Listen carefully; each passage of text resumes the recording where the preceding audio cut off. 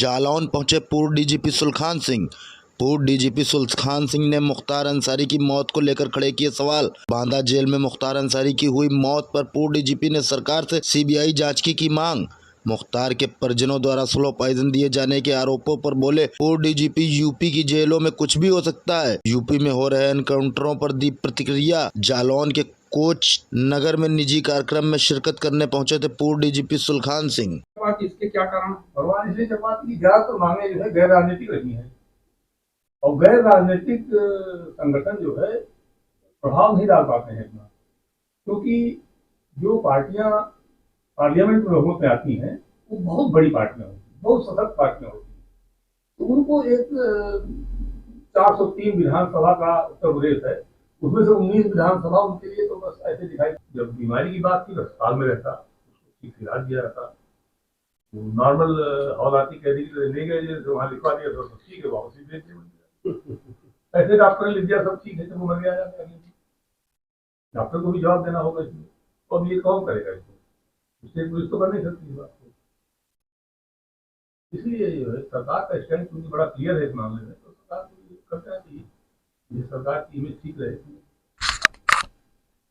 Sir, Jalaun आए हैं आप, क्या कार्यक्रम था और आपने जो बुंदेलखंड जनतांत्रिक पार्टी बनाई है उसका क्या उद्देश्य है? मैं जालौन आया था कोच में मास्टर साहब वल्लभ सिंह सेंगर जी की माँ की 13वीं है आज, तो मैं उसी में आया था। तो विजय सिंह जी के साथ आया था, तो यहाँ आपके घर में भी चाय वगैरह पी है। जहाँ तक बुंदेलखंड लोकतांत्रिक पार्टी का सवाल है, ये पार्टी मैंने सिर्फ एक उद्देश्य से बनाई है कि अलग बुंदेलखंड राज्य का गठन करने के लिए हम जनमत अपने पक्ष में करें, और उत्तर प्रदेश और मध्य प्रदेश का जो 7 जिलों का इलाका है जो बुंदेलखंड कहा जाता है, इसमें विधानसभा और लोकसभा के चुनाव लड़कर हम ये दिखाएं कि कितनी जनता इसके समर्थन में है, ताकि जो पार्टियां बहुमत में हैं संसद में वो बुंदेलखंड राज्य का गठन करें। सर, लोकसभा चुनाव की घोषणा हो चुकी है, तो क्या इस बार बुंदेलखंड में आप अपनी पार्टी के प्रत्याशियों को मौका देंगे लोकसभा चुनाव लड़ने के लिए? हमारा पूरा प्रयास है। अभी हमारी तैयारी उतनी नहीं हो पाई है क्योंकि अभी हाल में ही पार्टी शुरू किया था हमने, लेकिन हमारा पूरा प्रयास है कि हम 8 की 8 लोकसभा सीटों पर, 4 मध्य प्रदेश की और 4 उत्तर प्रदेश की लोकसभा सीटों पर चुनाव लड़ें। अच्छा, बीजेपी कहती है कि छोटे छोटे राज्य हम बनाएंगे तो उससे डेवलपमेंट होगा, लेकिन बुंदेलखंड के लिए हम लगातार प्रयास कर रहे हैं। हम बुंदेलखंड एक्सप्रेस भी बनाया, डिफेंस कॉरिडोर भी बना रहे हैं, यहाँ के लोगों को रोजगार की बात कर रहे हैं, जल और बुंदेलखंड में सूखे की बात होती थी तो कह रहे हैं कि हमने हर घर जल नल योजना चलाई है। तो उसको लेकर आपका क्या कहना है कि क्या बुंदेलखंड डेवलप हो रहा है इसमें? देखिए, पहली बात तो अलग राज्यों का गठन जो है डेवलपमेंट का उसमें इशू नहीं है। वो इशू ये होता है कि स्थानीय लोगों की जनतांत्रिक आकांक्षाएं कैसे पूरी होंगी, नीतियां जो बनेंगी वो हमारे स्थानीय जरूरत के हिसाब से कैसे बनेंगी। उत्तर प्रदेश में अगर नीतियां जो बनती हैं तो वो पूरे उत्तर प्रदेश को ध्यान में रख के बनाई जाती हैं, और उस क्षेत्रों का उसमें वर्चस्व हो जाता है जहां के ज्यादा विधायक होते हैं, जो ज्यादा वोकल होते हैं, जो ज्यादा प्रभावशाली होते हैं। बुंदेलखंड का हाल ये होता जा रहा है कि पिछले परिसीमन से पहले यहाँ 21 विधानसभा की सीटें थी, अब घट के 19 रह गई हैं। 4 यूनिवर्सिटी हैं यहाँ उत्तर प्रदेश क्षेत्र में बुंदेलखंड की, एक भी उसमें वाइस चांसलर बुंदेलखंड का नहीं है। कहीं किसी यूनिवर्सिटी में बुंदेलखंड का एक वाइस चांसलर नहीं है। पब्लिक सर्विस कमीशन में एक भी सदस्य बुंदेलखंड का नहीं है। सिलेक्शन में, अपॉइंटमेंट में, टीचर्स के अपॉइंटमेंट में हर जगह पक्षपात हो रहा है, भेदभाव हो रहा है। तो विकास कोई बहुत नैरो चीज नहीं है। आपने एक सड़क बना दी या जमीन में ट्यूबवेल लगा के पानी नल का दे दिया, ये कोई महत्वपूर्ण चीज नहीं है।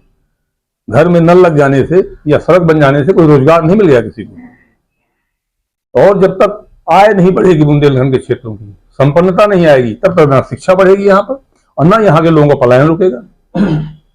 एक भी शहर यहाँ मेट्रोपॉलिटन शहर नहीं है।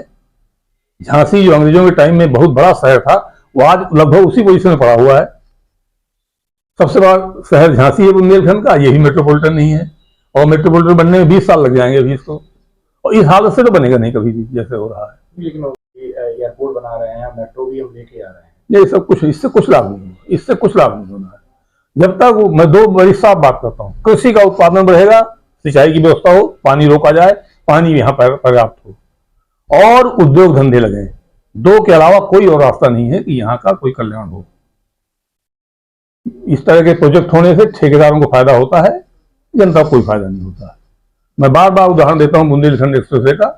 टोल टैक्स कमा रहे हैं ठेकेदार, टोल की चौकीदारी करने, भले बुंदेलखंड कुछ लोग लग गए हों चौकीदारी करने में, बाकी कोई मुझे बताया हजारों आदमी भूमिहीन तो हो गए होंगे, हजारों किसानों की जमीन जरूर चली गई है।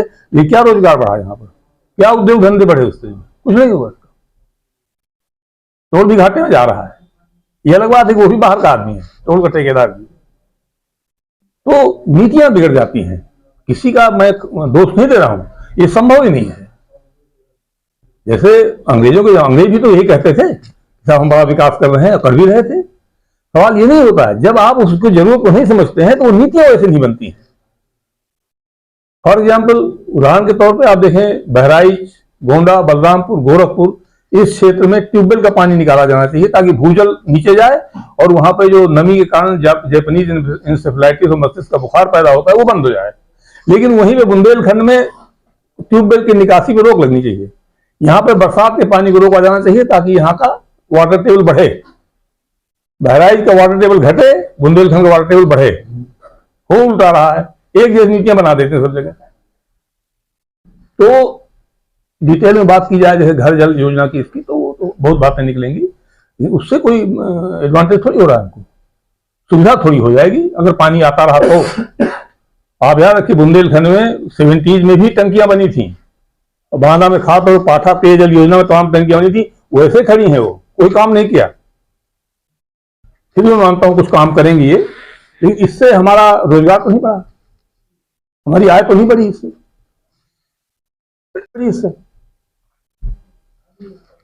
सर जैसे कल एक परसों घटना हुई है मुक्ता जेल में, जिस तरीके से उसकी मौत हुई है, क्या लग रहा है उसको क्या जहर दिया गया? क्योंकि कोर्ट में भी उसने कहा था कि मुझे स्लो पॉइजन दिया जा रहा है, तो इस पर क्या? देखिए उसकी मौत कैसे हुई इस पर तो कुछ अंदाजा लगाना न उचित है और न संभव है।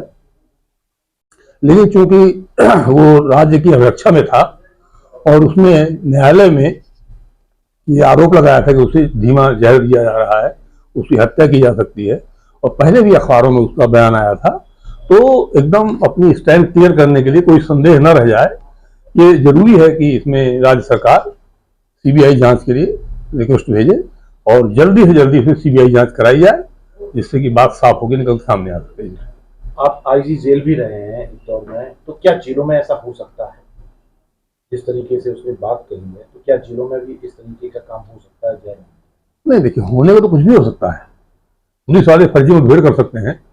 करीब 250 पुलिस वाले इस समय जेल में हैं, सजा याफ्ता और अंडर ट्रायल मिला करके। तो जब मर्डर कर सकता है पुलिस का आदमी, तो क्या नहीं हो सकता? वो तो गेस करना जो है, और खासतौर पर हमारे जैसे प्रोफेशनल पुलिस अफसर के लिए कोई गेस वर्क करना ठीक नहीं है। लेकिन चूंकि उसने एक आरोप लगाया और वो घटना हो गई, खाली आरोप लगा के तो कोई बात नहीं थी, बिना आरोप की घटना हो जाती तो भी अलग बात है। अब ये दो चीजें मिल जाने पे संदेह तो उत्पन्न होना ही है, स्वाभाविक संदेह उत्पन्न होता है। कोई कुछ कहे चाहे ना कहे, हर आदमी दिमाग में संदेह उत्पन्न होता है। मुख्तार के परिजनों का आरोप है कि ब्रजेश सिंह के खिलाफ मुख्तार की गवाही होना था, जिसमें उसको सजा हो जाती, इसलिए मुख्तार की हत्या कराई गई है षड्यंत्र करके। इस पे क्या कहना चाहिए? ये मैं नहीं जानता, मेरा कोई इंफॉर्मेशन तो मेरे पास नहीं रहती कोई सरकारी। उनके परिजनों का ऐसा बयान है। वो तो कंजेक्शन लगाएंगे ही, वो तो शक शुबा करेंगे ही लोग। जब मुख्तार अंसारी ने आरोप लगा दिया, वो घटना हो गई, वही घटना उसके बाद, तो फिर तो देखिए लोग गेसवर्क भी करेंगे, और जिनके परिवार का आदमी मरता है वो आदमी भावना में सही गलत कुछ भी बोलता है वो आदमी। तो यही तो एयर क्लियर, हवा ठीक साफ करनी है। ये संदेह की हवा जो पैदा हो रही है, तो साफ करना बहुत जरूरी है। राज्य सरकार का बड़ा क्लियर स्टैंड है कि हम जो कानून के शासन में विश्वास करते हैं, तो इसको क्लियर करने के लिए जरूरी है कि सीबीआई की जांच हो, और कोई सही जांच नहीं कर सकती।